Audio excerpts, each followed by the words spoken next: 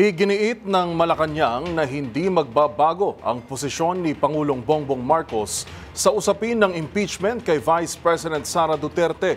Kasunod yan ng isinagawang Rally for Peace ng Iglesia ni Cristo. Ang iba pang detalye ihahatid sa atin live ni Leth Narciso. Miss Leth. Lugar na nanatili nga ang posisyon ni Pangulong Ferdinand Marcos Jr.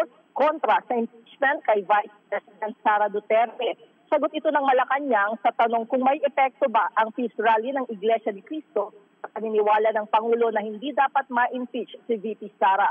Ayon kay Executive Secretary Lucas Bersamin, hindi nagbabago ang posisyon ni PBBM sa hakbang na ito ng Kamara.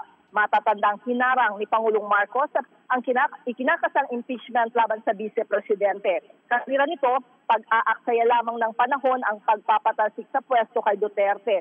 Hindi kasi anya mababago ang buhay ng mga Pilipino kung mai-impeach ang Vice Presidente. Gate pa lang palasyo, mas maraming mahalagang kailangan gawin para sa bayan. Para sa MBC TV Network News, ito si Leth Narciso, una sa Pilipinas, una sa Pilipinas. Live mula sa Malacanang, maraming salamat Miss Leth Narciso.